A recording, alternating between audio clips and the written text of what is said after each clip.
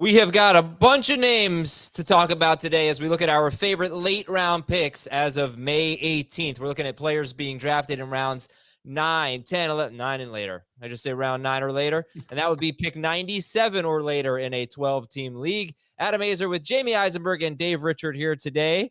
And yeah, yesterday we did the mid-round picks, rounds 5 through 8. Today, round 9, 10, 11, 12, 13, 14, 15. How many rounds do you like? You set up a league.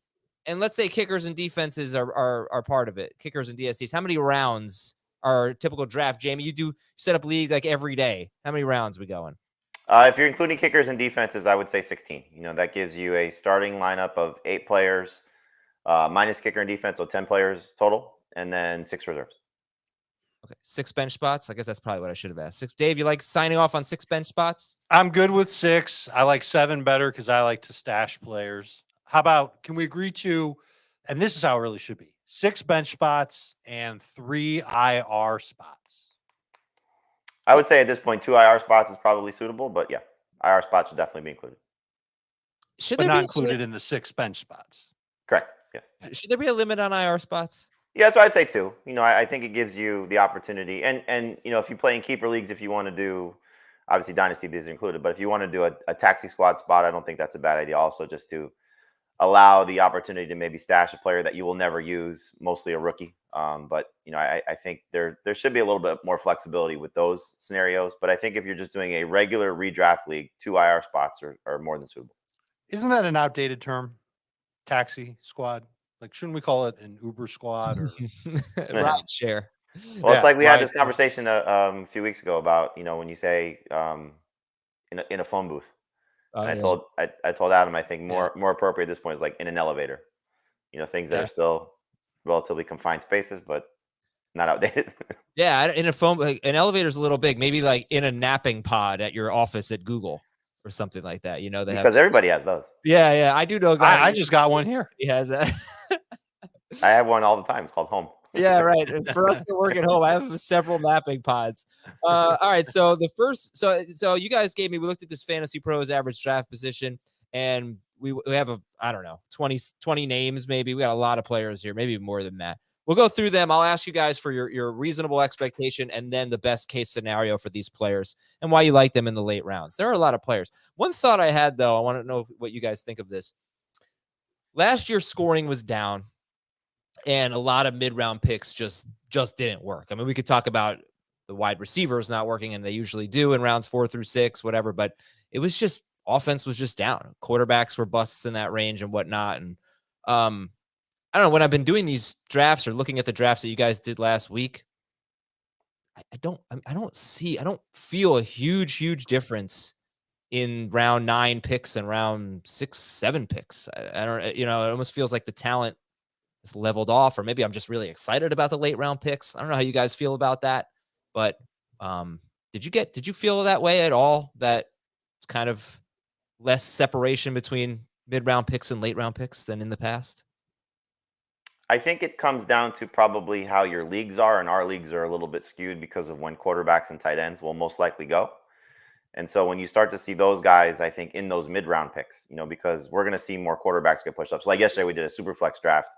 And it's, I don't think, as indicative about how most, regular 1 quarterback drafts are going to go, but all the quarterbacks were clearly pushed up, So we had 9 quarterbacks go in the first round. So figure that's probably going to happen in the first 3 to 4 rounds in a lot of drafts this year, where you're going to see probably 6 or 7, maybe 8 or 9 quarterbacks go in that range. But typically what we see in the mid rounds of our drafts, which is the ones that we're looking at now, is that's when the quarterbacks start to go. So that sort of separates, I think, a little bit of the talent of tiers, in certain cases. But I think to your point, Adam, mostly at the receiver position, but maybe it's some of these dart throw running backs. When you start to say, okay, flex running backs or lottery ticket running backs, like they kind of are merging a little bit, in terms of how these running back tandems and committees are setting up. And then the receivers, when you're starting to talk about the number 3 receivers on a team, or in the case of number 3 receivers for fantasy, they're starting to, be merged a little bit with how, like the Michael Pittmans are getting pushed down. The Bucks receivers are getting pushed down. Maybe the Washington receivers are getting pushed down, so it's sort of, merging with those guys. So yeah, I can see your point where it feels a little bit like those guys going in round 8 or later are starting to look like those guys in rounds 5 and 6 to a certain degree. Yeah. Perhaps, if I'm saying that late round picks are round 9 or later. Maybe it's more like the guys in round 7 and 8 are not that much different than the guys around 4 and 5. I mean, is there a big difference between J.K. Dobbins and David Montgomery? Dobbins is round 5, Montgomery more like round 7, maybe later, probably around 7. I don't know. Just a thought I had. Maybe something to keep an eye on. Dave, I don't know if you want to comment. No, I mean, I just think it's important to have your list of guys that you think can outperform their ADP that you can reliably get after round 8. And that's exactly what we're doing on the show today, is finding the guys and the ones who can, you're saying if sleeper can win you weeks. Well, some of these guys might be able to help you win your leagues too. And so going through this list, even now in May, I think it's a good exercise to start putting that list together, even if it's just in our minds of guys that we can target with these late round choices.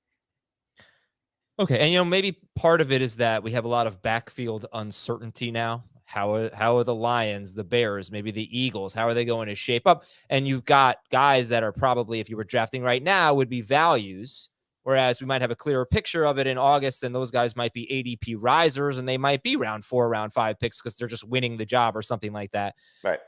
So, okay. Anyway, the first 2 names on the list of the late round picks that you like were Zach Charbonnet at 100 and Alvin Kamara at 101. So I'm going to give you a quick stat on each of these situations or players, and I want you to tell me if they matter. First, for Zach Charbonnet.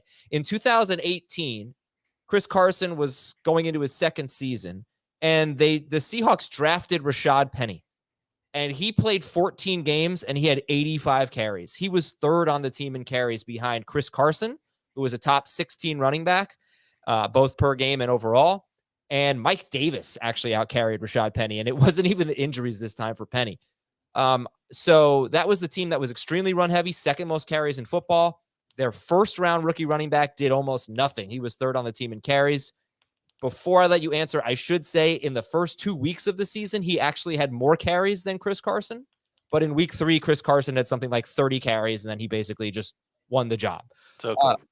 So does that matter at all as we evaluate this situation with the Seattle backfield? It does, because this is an example of what Pete Carroll's mantra is. He doesn't care about draft capital once you're in his building. And so if Zach Charbonnet comes to training camp and he looks like a dud and Kenneth Walker's playing great, or how about this? What if Charbonnet looks like a dud, Walker looks like a dud, and it's Kenny McIntosh who's lighting the world on fire in practice? He's going to go with whichever running back he thinks can help him win now. And the story that you just told about Carson over Rashaad Penny, that's a good example. But the best example from Seattle is Russell Wilson being the starting quarterback as a rookie after they paid a ton of money to Matt Flynn to come to Seattle and be there. He's going to play whoever does best in practice. That's how a lot of coaches do it that way. But he is just absolutely known for just going with the best player in his building. Okay. Jamie, on Alvin Kamara, he has not had a run longer than 30 yards in 2 straight seasons. Does that mean anything to you? Does that matter? No, it's troubling, but it doesn't matter if he's falling to this. Look, we know the story with him. I mean, this is not a talent thing. This is not a situation thing on the field.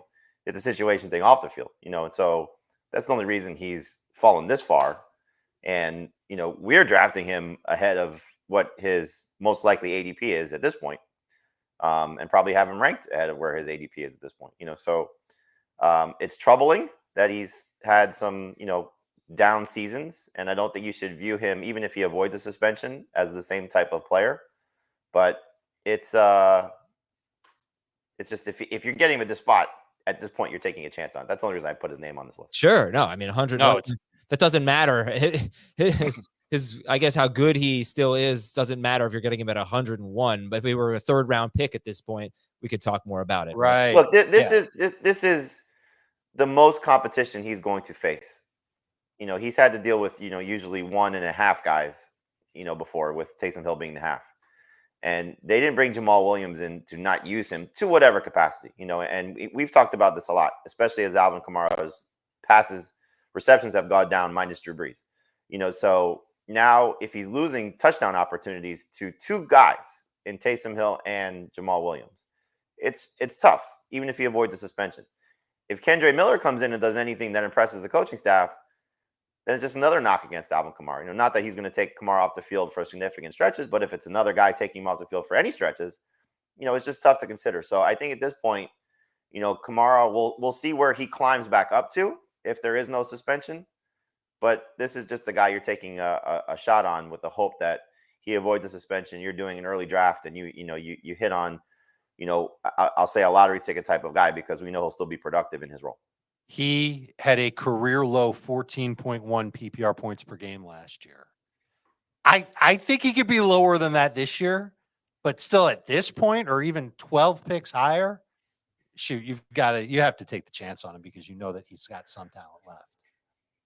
Kamara was the number 19 running back per game in non-PPR, number 13 per game in full PPR. He actually went 5 straight games to end the season with fewer than 3 catches. That's the longest stretch of his career, longest consecutive stretch of his career. Had some very, very down moments in that season, but also some really, really good ones. Final question on Kamara. We'll skip him later. I think we pretty much covered it. When would you draft Alvin Kamara if you were drafting today? I currently have him as a round 6 pick in full PPR. Yeah, probably 1 round later for me. Okie dokie. It is major time on the golf calendar, and the First Cut podcast has you covered with comprehensive coverage of the PGA Championship from Oak Hill Country Club in New York. Join our First Cut podcast crew for daily recaps from Rochester as they follow the sport's top stars on their quest for the Wanamaker Trophy. Download and follow the First Cut podcast wherever you find this one. News and notes. I don't have a single news and note. I'm very excited. This bandwagon Panthers fan is very excited for tonight's game. Looking forward to that. Did anybody watch? Did you guys watch the Vanderpump finale yesterday? No. What? I know y'all want to talk about Scandival. Hit me up on Twitter. We'll discuss. We'll take a break. When we come back, our favorite late round picks. We'll be right back. All right, so the way I want to do this is your expectations and the best case scenario for each player, and let's get to a lot of them. Jamie, you can start. Zach Charbonnet, your expectations and the best case scenario. Best case scenario is he wins the job, or there is an injury, which I would not like to see, but he just wins the job over Ken Walker. But if obviously Walker misses any time, Charbonnet, the lead running back for Seattle, and proves to be better than Walker and does all the things that Pete Carroll wants to do. So expectations are it's a split, and we probably see a frustrating backfield for a good portion of the season until maybe one of those guys pulls ahead. But if Charbonnet does get the lead role and keeps Ken Walker on the bench, he could be a top 10 running back. Dave, do you see a scenario where drafting Zach Charbonnet 100th overall is just a bad pick, that he's just useless and droppable? Of course, because he could go to camp, and the one thing that we know about Charbonnet is he's not an explosive running back. He doesn't have that top gear like Kenneth Walker has. He's a physical guy. He's got good balance, so he can break tackles and make some guys miss and pick up some extra rushing yards that way. I think he's going to contribute immediately on passing downs. I think he's going to be locked into that role. As long as he shows it in training camp, you'll see him potentially have as many as 40 catches this year. But you might also see him with only like 90 carries on top of it. I think if you go into it with the expectation of, all right, maybe he's 10 PPR points on a pretty good week. Maybe there's a matchup that we like where he can come in and he can pick up some numbers there. And you're hoping that he overtakes Kenneth Walker, like Jamie said, because of injury or because he's just better, maybe just more consistent. Then he's worth it. He's worth. This is the range to get him in. I think in order to move him up into like that round 7 range, we're going to have to hear some really good things about him out of Seattle. So this list is a lot of running backs who have opportunities. Charbonnet, I'll skip Kamara. He doesn't really fit this description, but these guys are maybe backup running backs or maybe number 2 running back. Samaje Perine, Rashaad Penny, AJ Dillon, Devon Achane from Miami, Damien Harris in Buffalo. I would, first of all, would you project Damien Harris real quick to lead the team in carries? Yep. If you were to say everybody's healthy, yes. Khalil Herbert in Chicago. Who has the best chance out of Charbonnet, Perine, Penny, Achane, and let's say Khalil Herbert, who has the best chance to just win the starting job? Herbert. I Herbert. think he already has it. I don't know if he already has it. I think he's already got it. When I say starting job, I mean literally he's on the field, first play of the game for Chicago. That's not what I mean, though. Sorry. Okay, so be the lead back. Be the lead back. Oh, well, then in that case, Herbert. Undisputed. Okay. All right, we'll get to all these guys. But he won't be a workhorse. He will share. All these guys are going to share. But he's the one that I think maybe has the most explosive talent, fits the offense. There could be an issue with him as far as getting catches and touchdowns. But if you're looking for 15 carries a game, I think Herbert's going to give it to you. All right, Dave, Jameson Williams, 103rd overall. Your expectations and the best case scenario, and he will serve a suspension to start the season. Going to go out on a limb and say the first 6 weeks of the season, he's going to absolutely suck. And then he's going to come back in week 7 against Baltimore, and he's going to absolutely suck. And then week 8, Monday night game against Las Vegas, he cashes in and he goes into the bye week, and you'll be so happy that you took him when you took him, because he's got the rest of the season to look forward to, a week to keep getting his legs right, and a schedule. I haven't really looked at the schedule for the second half of the year for the Lions, but they play the Bears twice. They've got Minnesota twice. One of them's in week 18, Dallas in week 17. That's going to stink for everybody. That's going to be a tough game for the Lions. But I think that you'll draft him with the hopes that he can be a wide receiver 3 or a flex starter for you once he comes back from that suspension. And the best case scenario for Jameson Williams? Kind of the exact same thing, except that he makes a star-studded play every week, regardless of the opponent. It's almost like he has a Christian Watson mid-season debut. Okay. And you're just at the point where it's okay, this guy's got so much upside. I can't sit him because we know he's got potential every time he touches the ball to score, and he's going to touch the ball at least 5 times. Samaje Perine, Jamie, 107th overall. Expectations and best case scenario. Best case scenario is Javonte Williams doesn't play for a good portion of the season, or certainly at least the first 6 games. And Samaje looks like the lead guy and then holds on to that job for the majority of the year. And we see Javonte, maybe have a J.K. Dobbins struggle. Even when he's back, he's not playing very well and maybe misses time again. Expectations would probably be that there's a split and he's playing on third downs and becomes a borderline flex option if Javonte does look like Javonte Williams again. Okay. So you're drafting him not as someone you're starting as a flex, but you're drafting him with the fairly realistic possibility that Javonte Williams misses time. And I'm drafting him as a lottery ticket right now. I'm drafting him with the idea that Javonte misses time or does not return to form, and he's the best running back in Denver, which, this is the guy that they went out and targeted and the guy that Sean Payton continues to talk up. But I also understand that Samaje Perine's been a backup for a reason. He's just been very good from a production standpoint whenever he's gotten those opportunities. So, you have to understand that if you're drafting now, okay, maybe he's going to be a potential starting running back for you on your fantasy roster. But there's also the realistic possibility that you may not know when to use him if Javonte is on the field for week 1. Then you just have to play it out for the first couple weeks. Hey, do either of you guys think that Samaje was signed because of what he did best in Cincinnati, even when Mixon was healthy, and that's play third downs? Oh, yeah. Of course. Yeah. And so if that's the case, and we know that Sean Payton loves to throw the ball to his running backs or at least dial up those plays, whether or not Russ actually does it remains to be seen. But I think there's 50 catches here. And if Javonte is not ready to go, or if he gets hurt or gets off to a slow start, there's a ton of upside here. Very happy to take Perine, for example, ahead of Zach Charbonnet in drafts. Oh, yeah. I can't see 50 catches if Javonte's healthy, but I think it's within the realm of possibility if he misses the majority of the season. That's an interesting take. You're taking Perine over Charbonnet. Yes. Jamie? I would also right now, yeah. But I think once we get to August, if Javonte's off the pup list, I would take the upside of Charbonnet. Jamie, we should really talk before the show. Once again, it seems like we have the same color on. Does it make for a very visually? The other day, though, we were a little different. You were red. I was orange. Yeah. It was Heath and I were red, and Jamie was orange. All right. How about the next 3 guys? Interesting players. Rashaad Penny, A.J. Dillon and Devon Achane, the rookie for the Miami Dolphins.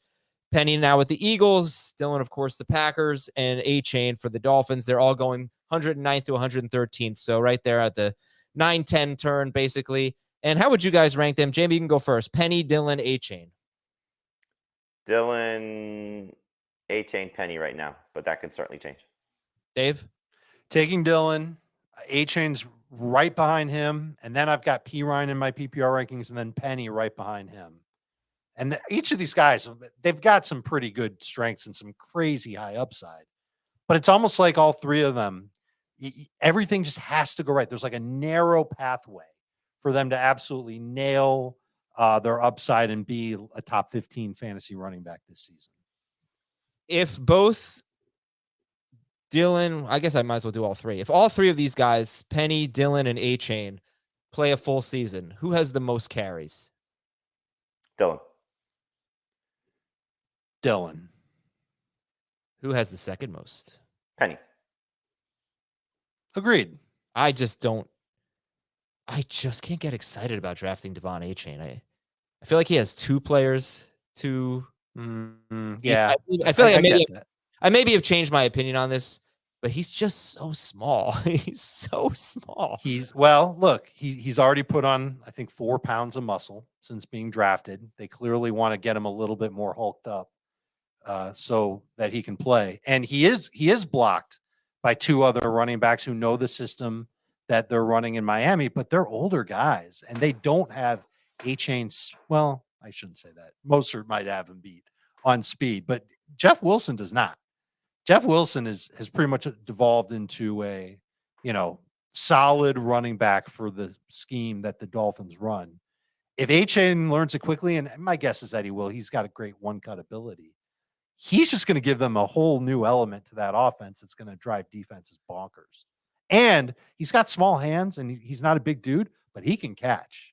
And they can use him in the passing game and give them a whole new element that maybe they didn't necessarily want to rely on that much on a week-to-week basis with Wilson and certainly with Mostert. And you know the deal with Mostert, 31 years old.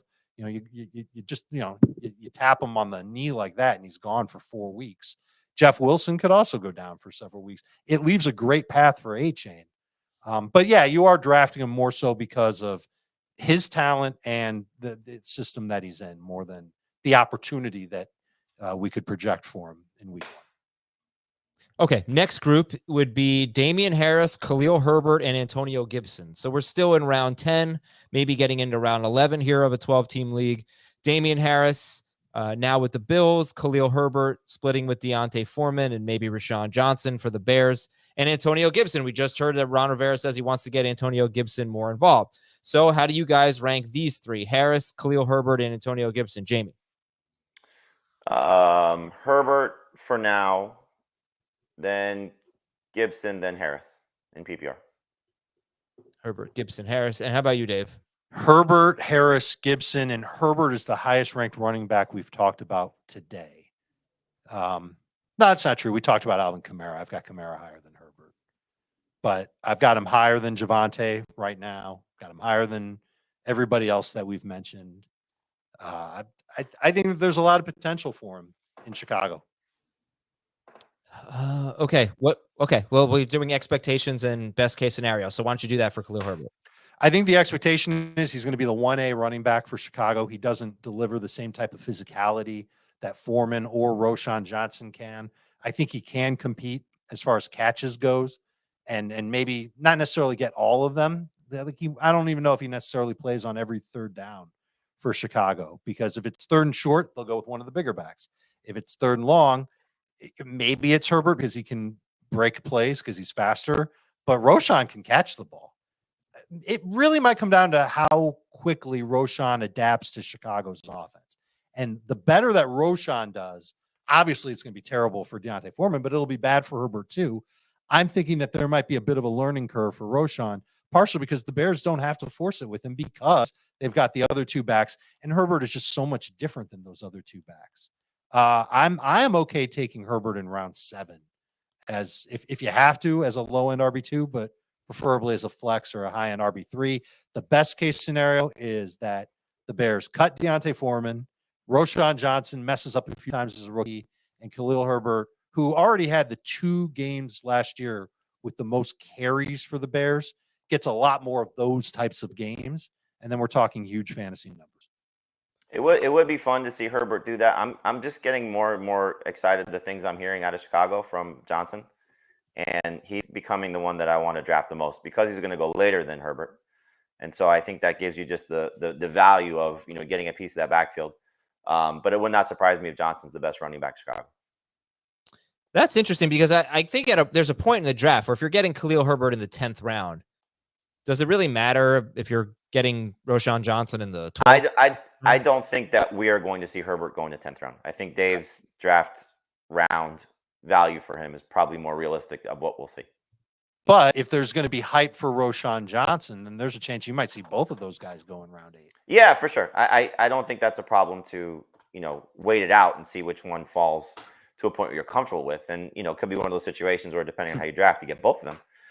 But yeah. I do think that there's going to be a little bit more buzz once we get to camp about Herbert until we start to hear a little bit more about what Rochon's doing. And then there's the one other small detail that we forgot to talk about in Chicago, which is Justin Fields potentially leading everybody in rushing because of what he's capable of doing with his legs. And that obviously will take away some chances for all the running backs there. Yep. Yeah, it's true. You almost wonder if for a guy to really be good for fantasy, if he has to really emerge and kind of dominate the carries. Not saying 100% of the running back carries, but 80%. I don't know. Well, if you want a comparison, it's like this is not going to be, take it for what it's worth, however you view him, not as good as what Miles Sanders was last year. Running quarterback where one guy dominated the carries. So this is going to be where they probably chop it up to whatever degree, 2 guys, 3 guys. I don't think they're cutting Foreman, but I don't know if he's going to be in the mix if Rochon's doing what he's capable of doing and Herbert as well. Khalil Herbert's played 6 games in his career with out David Montgomery. He's had 18 or more carries in all 6 of those games. We'd love to see that, but doesn't really appear like that's going to be the case right now. Antonio Gibson, is he kind of like Samaje Perine, Jamie? He had 46 catches, I believe, last year in, let me see, get you the exact numbers. 46 catches in 15 games, a complimentary role in the running game, was pretty much phased out by the end. But, do you see similarities there between Gibson and Perine? It's a fair comparison. I think it's going to be interesting to see what Eric Bieniemy does with Gibson, knowing that it's a creative play caller coming from Kansas City. And, as Heath would say, how much credit does he get versus how much credit does Andy Reid get for some of those offensive formations and who's getting the ball. So we'll find out. I think that's the reason to get somewhat excited about Gibson because he's definitely more of a pass catcher than Brian Robinson is. And so, if Robinson stays healthy, he should dominate carries and goal line opportunities and all those things. But, this could be the opportunity that Gibson's been, waiting for to be sort of that Swiss Army knife in the backfield and be more involved in the passing game as, a converted receiver and, do some different things. And then if Robinson doesn't get hurt, maybe he gets back to carrying the ball a little bit more. But he's more, for me, like I said, more of a PPR option than anything else. I'm hopeful that he does, challenge 40+ catches, maybe 50+ catches. This is, a receiving core that's got 2 very good receivers and then, some questions behind those guys, depending on how you view Curtis Samuel and Logan Thomas. So I think Gibson could end up being 3rd in receptions on that team. All right, we're going to talk about some wide receivers and a few more running backs after a quick break here on Fantasy Football Today. Stick around. We're back. It's Thursday. A quick programming reminder for you. Later today at 2 p.m. Eastern, I'll be recording Beyond the Box Score, the first one since the end of last season, with Jacob Gibbs and Dan Schneier. We're going to talk about some rookies, ones that Jacob really wants to highlight, players that we haven't even spoken about on this show and maybe didn't even get much attention on the Dynasty show, some kind of deep sleeper rookies. But that's not it. We'll have a really fun show for you today. We'll probably revisit the Twitter discussion about cold pizza. How do you guys feel about cold pizza? You eat it? Of course. Look how big I am. Of course I eat it. You heat it up. You never eat cold pizza. You heat it up. You're a civilized human being. It's disgusting. Sometimes I will take a bite or 2 of it cold and then heat up. I've done that. It's just like it's staring at me, and I'm like, I don't think I can wait 3 minutes in the oven for you. I need or 30 seconds in the microwave. No, come on. For a pizza, No, I know. put it in the microwave. You wouldn't do that. Anyway, well, if I'm in a hurry, I am. But if I have time, I'm doing the fried pan trick. yes, the stovetop is best. Anyway, cold pizza is disgusting. So we'll talk about some fun things on Beyond the Box Score. Make sure you check it out. If you're watching on YouTube right now, thank you as always, and please hit that like button. We'd appreciate it. Obviously, a lot of wide receivers going in this range. One that Jamie wanted to highlight was Nico Collins, and then shortly thereafter, Romeo Doubs. Who do you prefer, Jamie? If you're going to take a late round flyer on Nico Collins or Romeo Doubs, who's it going to be? It would be Nico, but it's close. I think both these guys have the chance to be, consistent number 3 receivers if they hit. I don't know how much more of a ceiling than they have than that, but we'll find out. Nico should be the number 1 receiver going into the season for the Texans, and we'll just see how much he connects with CJ Stroud. There's just, not a lot of appealing options behind him. We'll see if John Mechie can stay healthy, which would be we'd love to see. And hopefully he can, maybe take that role. But Robert Woods is 31. The rest of the group there is just not inspiring, which is why I think there's reason to like Dalton Schultz still, because of how his, upside looks at the tight end position.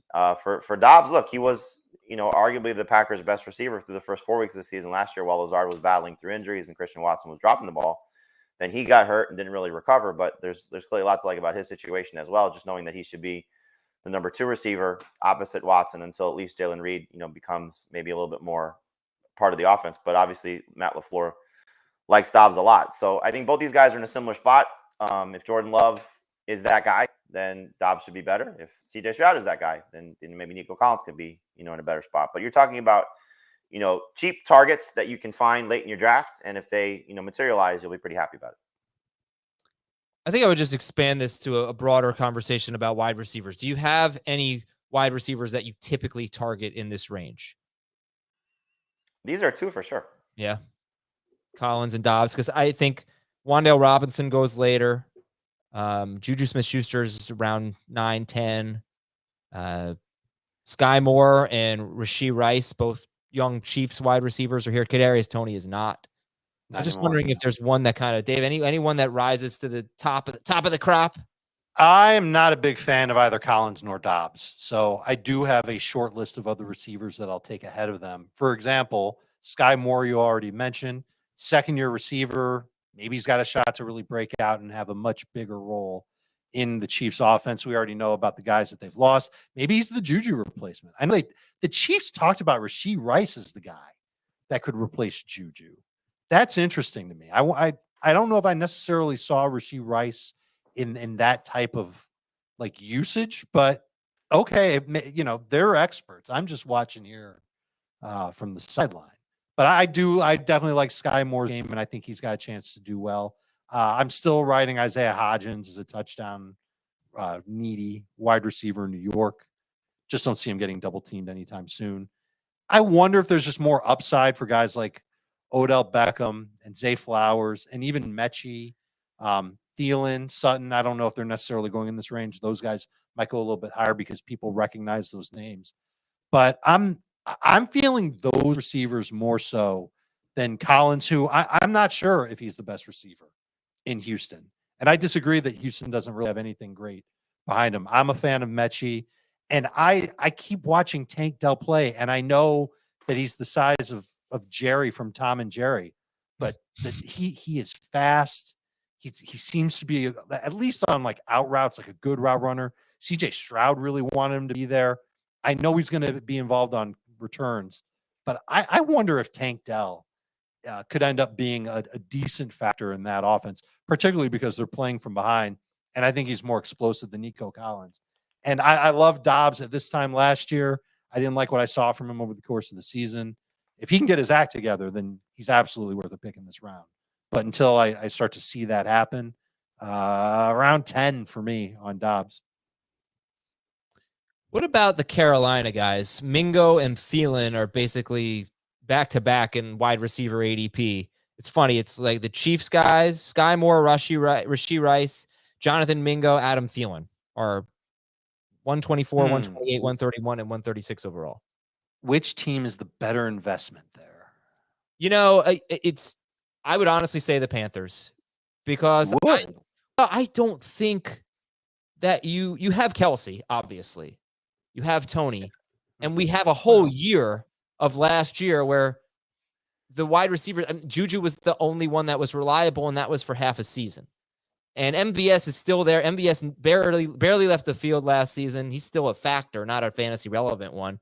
I think if you're talking about which one of these guys has a chance to emerge as a number 3 wide receiver, I actually would make the case that it's one of the Panthers guys ahead of those 2 specific Chiefs guys. I mean, with Tony in the mix, it'd be different. Ahead of Skyy Moore and Rashee Rice. That's my take. The argument's easier for Moore just because he's been through the system for a year, and what you're hearing from them, and kind of what the offseason has told us about the receiving corps, barring a potential DeAndre Hopkins trade.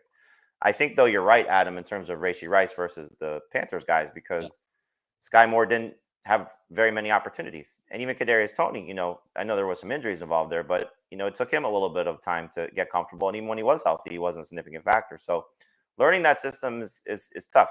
And so maybe Rice picks it up quickly and he gets an opportunity to play in whatever role, Juju's role, the Justin Watson role, whatever opportunities he's going to get, he takes advantage of it. But I do think that Mingo and Thielen, they're going to get targets, and they're going to get targets right away. Maybe not Mingo as much if he doesn't, grasp the offense quickly, but Thielen should be, in theory, their best receiver. Now you're counting on a guy at 31 to be successful, so I understand why you might avoid that. But if you think Mingo's got a chance to play, and I think a lot of people feel that way that have been following the situation, then he's somebody I think that you should take, maybe even ahead of Skyy Moore as well. Right. I was going to say there's a bit of a difference between the way the question was asked and the way I'd rank them. It was, which situation would you rather have? And I do think that when you look at Moore, Rice, Mingo, Thielen, you have I think a better chance of getting a reliable starter out of the Panthers group. But who's my favorite of the 4? I know Rashee Rice would be 4th. I know Thielen would be 3rd. It's tough between Skyy Moore and Mingo. I actually think I'd go with Mingo, but how about you guys? How would you rank those 4? I would take the chance on Moore first, just because of his, opportunity with Patrick Mahomes. But I would go Moore, Mingo, Thielen, Rice. I believe I have Thielen over Mingo, and it's boring and it's annoying and I hate it. But if Thielen stays healthy, I would imagine that he still sees more targets and catches and yards than Mingo. Maybe the Mango. And how would you? But what about Skyy Moore and Rashee Rice? More, it's a Chief sandwich. Moore, Thielen, Mingo, Rice. Actually, I would say that's a Panther sandwich. Oh, I see. Because the Panthers are inside. Yeah. Well, what are the buns made of?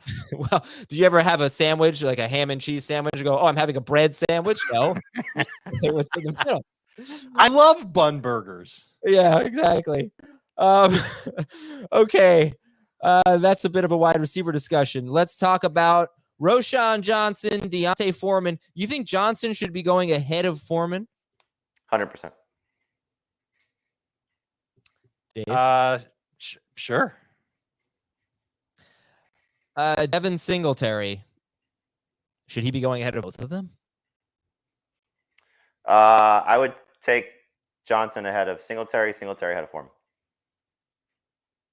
I've got Singletary behind both of them. I'm just not excited. And it sucks because I liked the talent at FAU, and we've seen him, just like create space on demand in Buffalo. He just never got the opportunity to really, well, I guess he did get the opportunity to take off, and I guess he didn't do that well with it because he's not there. He did pretty well. Remember the last? Yeah, I remember, but he did so well that they didn't really give him that much of an opportunity the year after. But and I'm not optimistic that Houston's going to give him a big opportunity. Look, you're banking on Dameon Pierce sucking or getting hurt, and Singletary taking off with a huge workload for the Texans. Makes me a little nervous that that's a likely scenario. I'm not drafting him. He's at this point, round 12 plus. At this point in the draft, yeah, I get it. These guys have to. These guys are not going to be, most likely, are not going to be anything significant for your fantasy team unless there's an injury in front of them. So wouldn't you rather have the guy who's competing with one player than the guy who might be competing with 2 players in that Bears backfield? I mean, it certainly could be that way. With all these guys, you're putting them on your bench to start the season, and you're crossing your fingers that an opportunity comes up. Okay. At least in the case of the Bears guys, they might get some touchdowns early on. But I think there's a pretty good chance that by the time you get to week 4, you're going to need to make some moves. There's going to be some of that you like on the waiver wire, and you'll bite the bullet and cut Singletary. You might cut Foreman if Rochon Johnson's a thing anyway. And if Roschon's not a thing, you're cutting him and moving on. That's what you do with late round picks that you don't really, Of course, like, put the time to think of, okay, I'm going to be patient with them. Remember, you asked me, like, what's the one thing that I want to move forward with? Thing I learned, a lesson learned from the 2022 season? Well, I want to be patient with guys that I take late. I don't want to be patient with Devin Singletary. I've been patient for 3 years with Devin Singletary. yeah, but I'm not going to be If patient. Dameon Pierce gets hurt and Singletary's on the waiver wire, he's going to be the most added player in fantasy. There's no doubt about it. No, of course. And if Khalil Herbert gets hurt, I think you're going to have a split between Foreman and Johnson. Yeah, I think in terms of draft capital, like I'm going to right now, because August is going to change several situations. I mean, Foreman can end up being the best running back in Chicago. We don't know. So I'm going to take the chance on Rochon Johnson because I think Foreman, profiles more as a guy that they would like to keep in a reserve role and use him if needed. I think Singletary is a very similar situation. Dameon Pierce should be the best running back in Houston, but I agree with you 100%, Adam. You'd rather have the situation where there is a clear-cut backup as opposed to right now where there's 3 guys fighting for the job, unless you have a certain inclination that one guy can win the job, which is why I would give Rochon Johnson a nod over Deontay Foreman, and I would go Johnson, Singletary, Foreman in that order. How did you feel? I honestly don't remember. How did you feel about the Deontay Foreman signing when it happened before Rochon Johnson was on the team? Oh, I was encouraged by it. This is a guy that's proven himself whenever he's gotten an opportunity, whether it was in Carolina when Christian McCaffrey got hurt, or last year, or in Tennessee, when he got those opportunities as well. I just think it's a situation where he's bounced around the league for a reason. He's a very good, reliable option, but he's just not somebody I think that they want to have to rely on if they don't need to. So I think, as Dave said, I agree, that they're going to give the first shot to, Khalil Herbert. But if Johnson proves to be a very significant player for them, whether it's, now in minicamp or, training camp when things are really, on the line, then he could end up being the lead running back there just because Khalil Herbert's been the number 2 guy for a reason behind David Montgomery. All right, let's go rapid fire here on the rest of this list and give me quick thoughts on Jeff Wilson, 165th overall. Excellent value for a guy that might be as high as an RB2 in September for your team. And Wan'Dale Robinson, 178. Could be the best receiver for the Giants if he's healthy and ready to go by week 1. And Philadelphia running back Kenneth Gainwell. Decent depth because we know that he's been in that system for a while and he's like a jack of all trades, master of none. And if they end training camp and Penny's hurt and Swift is hurt, who do you think's playing running back for the Philadelphia Eagles? Yeah, unfortunately, he has 2 players to leapfrog now. So obviously, the draft day trade was not a good one for Gainwell, the one of DeAndre Swift. But he might have the best body of the 3. And there's so limited investment in Penny that it's worth taking a shot on Gainwell if you're late in your draft. John Mechie, Dave, you talked about him earlier. You like him? 191. Love him. I expect a nice first year for him. Good hands. Good quickness, master out of the slot. Would not surprise me if he led the Texans in targets, catches, and yards. Rams running back. Oh, by the way, John Mechie, 14-team leagues or 12-team leagues? 12. Yeah, I would say both. Okay. Rams running back Zach Evans, Jamie. 10 even. Could be the backup running back. Should probably be the backup running back to Cam Akers, and we know Akers has had some injury concerns in his past, and obviously some concerns with his coaching staff as well. So great late round flyer, especially if you're taking a lottery ticket approach. Jets running back Israel Abanikanda. His favorite player of all time. Is he? I mean, he certainly has him ranked very high. He's talented. He's a talented player. Very talented. He's stuck behind Breece Hall. If Breece Hall's not ready to go at the start of the season, Abanikanda will help you win some weeks. If he's the number 2 guy, though, that's, the thing that we got to find out. They still have Zonovan, who they like, and they still have Michael Carter on the roster too. So, they've got a good running back group. It's a crowded backfield behind Breece Hall. So I don't see a clear path to carries, or touches, even if there is no Breece Hall. I don't see a clear path to a lot of touches, but do either of you see a path to maybe 8 touches a game for Abanikanda? This is a coaching staff that likes to use multiple running backs. Even if Breece Hall's honestly, no. No, I don't. 8 is the bar. No? Okay. I feel like he doesn't really, well, look, I don't know, but I feel like if Breece Hall is healthy, then he doesn't play. Michael Carter plays a little bit, and Breece Hall plays most of it. It could be that too. I would think. This is what Chris Trapasso said about Israel Abanikanda, who was a 5th-round pick of the Jets. Electric burner who's subtly elusive, can really go, will hit home runs at the NFL level. Thick frame, awesome selection as a lightning option to Breece Hall.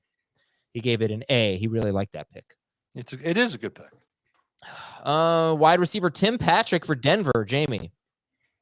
I mean, look, you're talking about a guy that was very talented before he suffered an ACL tear, and who knows what the Broncos are going to end up doing as the season unfolds with their receiving core of Judy and Sutton, and maybe a potential trade that still may unfold. So, not a bad dart throw, even with the addition of Marvin Mims. And Clyde Edwards-Helaire, Dave, 227th overall. So this is going to be like your very last pick. This is the type of player that's worth a last pick and not being patient with, where you draft him. This is what you do in best ball right now. You definitely take Clyde Edwards-Helaire with one of your last picks now. And between May and August, does he get traded? Do the Chiefs move on from him? Does he go to Washington? Is there an injury somewhere else and Clyde gets another opportunity? We know that there's some untapped potential with Edwards-Helaire that the Chiefs couldn't somehow get out of him. I like this as a late pick in best ball. By the time we get to August, who knows what we'll be saying about him. It's one of those things also with, I know the headline is Chiefs decline 5th-year option on Clyde Edwards-Helaire. Makes total sense. Why would they pick up the 5th-year option on a pick that they wasted, with the first-round selection in the NFL draft? But all they did was bring back Jerick McKinnon. And so Isaiah Pacheco is a 7th-round pick in the NFL draft. He's gotten some surgeries this offseason. We could see Clyde in a very prominent role early for the Chiefs if Pacheco struggles. I know McKinnon is going to have a role in the passing game, but would not be surprising at all if CEH is more relevant than we think. Last player on the list, Minnesota running back Dwayne McBride, a 7th-round selection out of UAB. And Chris Trapasso said could be one of the biggest steals in the class. Did anybody draft McBride? Yes, probably not. We're waiting for a Cook trade, I assume. No, I think yes, might have been Dan took Ty Chandler. Yep, he did. Okay. Yeah, that was in round 13 of our Superflex draft. I took Madison in round 10, which he will obviously not be there if Cook is gone. Then you know what? I'm gonna throw one more name in there because it was my pick and it was around 14 and it was a great pick and it was Raheem Mostert. And I took Jeff Wilson in round 12 or round 11 and Raheem Mostert in round 14. And that was, by the way, a super running back friendship strategy. Running back friendship strategy. Those guys were pretty good for fantasy. It's a terrific offense, and I thought they went too late. So, I was surprised because we're doing our magazine outlook, so I have the Dolphins, and Dave brought this up. You know how many games Raheem Mostert missed last year? 2. One. You know how many games Jeff Wilson missed with the Dolphins last year? 1. I want to say 1, but Left it might one be none. really. He missed one, and Mostert missed one. Now they left a couple of games early, but they were Mostert obviously relatively healthy for the majority of the season, and it's that when you said it early, Adam, and then you asked about Achane. That is going to be one of the more successful offenses with frustrating backfields that we're going to see this season because you want a piece of it. I think you alluded to that. System should be great. Achane does not profile, at least on paper, as a 20-touch guy. And so we'll see how they use him. He feels like going in an 8-touch type of player until there's an injury, if there is one that unfolds for those other two guys, and how those 8 touches are sort of distributed. But I think, if you're looking at it, and probably we're going to end up seeing it because of how the people in our jobs will say this across the industry, Achane's the one you want. Achane's the one you want to target. He's the younger guy. He's the one that has the most upside, blah, blah, blah. But Wilson and Mostert, I think if they stay healthy, will probably out carry him and get those high-level touches that probably matter a little bit more, because I just don't think they throw the ball to the running backs there, whether it wasn't necessarily the offense in San Francisco, and it's not necessarily what we saw from Tua. So the receptions, I think, could be frustrating. It's a matter of, will Achane break some of these long runs? And it's very, very annoying, by the way, that they still have Myles Gaskin and Savon Ahmed on the team. You want to talk about a good backfield. They have a very good depth from their backfield, I think, without a lead singer, that kind of approach to it. Like, there's just quality players there that I would love to see them get rid of somebody, maybe put somebody on another team that we could look at as one of these lottery ticket type of guys. Because I think if Gaskin got an opportunity, he could be decent. I think if Ahmed, same thing, could be decent. You'd love to see maybe one of the other 49ers, retreads be in a situation where they can maybe get some opportunities to free up some time for Achane. But I don't disagree with you at all, Adam. I think taking one of the two, I don't know if you want to, tie yourself into both of them, but one of Wilson or Mostert, just because they're free on draft day, is not a bad idea at all. And Mostert, first 8 games of the year, there was no Jeff Wilson on the Dolphins. Mostert had at least 10 PPR points in half of the games. I know that's not a huge number, but you're drafting a guy late and you might start him for the first week of the season. Maybe he gets you 10 PPR points in half the games. Wilson, let me see how many games he had at least 10 in with the Dolphins. He played 80 at 5, 10 plus games.